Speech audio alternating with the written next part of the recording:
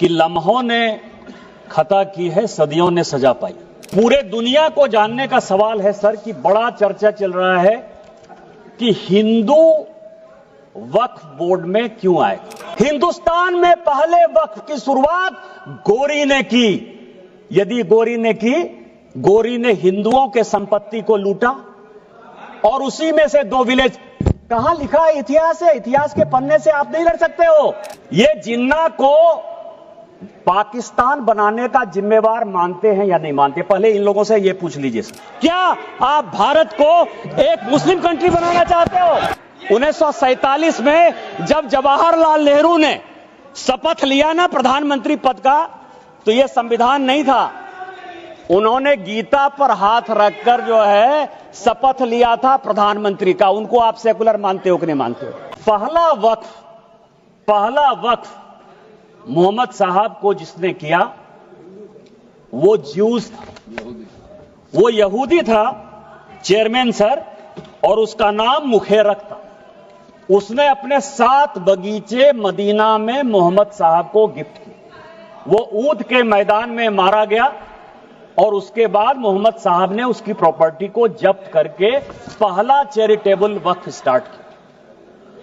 यदि मुसलमानों ने पहला वक्फ नहीं किया, यदि मुसलमानों ने, मैं ऑन रिकॉर्ड कर रहा हूं इमरान मसूद, यदि मुसलमानों ने वक्फ स्टार्ट नहीं किया तो मोहम्मद साहब के सिद्धांत के खिलाफ जाकर आप हिंदुओं को कैसे रोक सकते हो?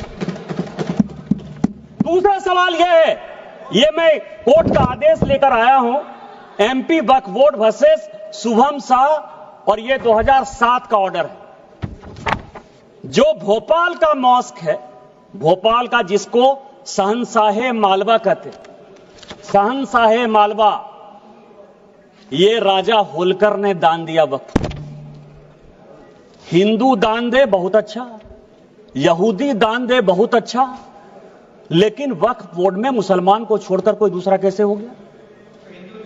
ये मैं पेपर लेकर आया हूं सर।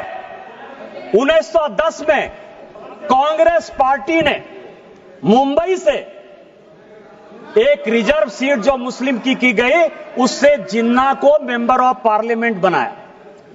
और उन्होंने 1911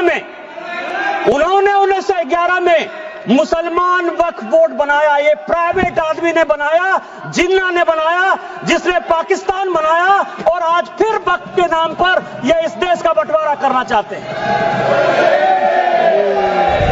दूसरा सर, दूसरा आजादी के बाद यहां सभी मेंबर ऑफ पार्लियामेंट बैठे हुए हैं। सभापति महोदय, यहां सभी मेंबर ऑफ पार्लियामेंट बैठे हुए हैं। एक मेंबर ऑफ पार्लियामेंट बताए कि किसी का प्राइवेट मेंबर बिल पास हुआ है? एक मेंबर ऑफ पार्लियामेंट, यहां पार्लियामेंट में 77 से स्वागत बाबू बैठे हुए हैं। एक मेंबर ऑफ पार्लियामेंट बताए कि 77 के बाद से एक भी प्राइवेट मेंबर बिल पास हुआ है? मेरा पास हुआ है, इसलिए मुझे पता है कि मेरा रिजोल्यूशन पास हुआ है। क्या रिजोल्यूशन पास हुआ है? धारा 370 खत्म होना चाहिए, 35 से खत्म होना चाहिए, कश्मीरी पंडितों को अधिकार होना चाहिए। वो इसलिए पास हुआ क्योंकि भारतीय जनता पार्टी की आइडियोलॉजी थी। मैं भारतीय जनता पार्टी का सांसद था, सरकार उसको पास कराना चाहती थी, इसलिए पास हो गया। भारत के लोग पाकिस्तान गए या पाकिस्तान के लोग जो यहां आए, उसमें जमीन का भी आदान प्रदान हुआ और यह तय हुआ, और यह हाउस को जानने वाली बात है कि जो भी पाकिस्तानी यहां से गए, उनकी प्रॉपर्टी इवैक्यू प्रॉपर्टी एक्ट में भारत सरकार की होगी।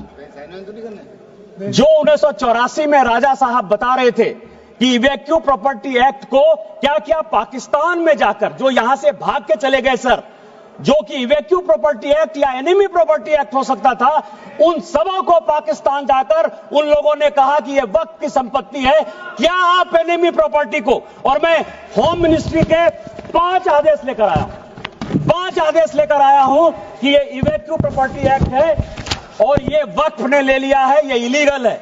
मैं अंत में यही कहूंगा कि चाहे एनिमी प्रॉपर्टी हो, चाहे इवैक्यू प्रॉपर्टी हो, वो भारत सरकार की प्रॉपर्टी है और आप ये वक्फ के नाम पर नफरत फैलाने की कोशिश करते हो। आपने जो है इस देश को वोट बैंक की पॉलिटिक्स में मुसलमान की पॉलिटिक्स बना दिया है। हिंदुओं से आपका कोई लेना देना नहीं है।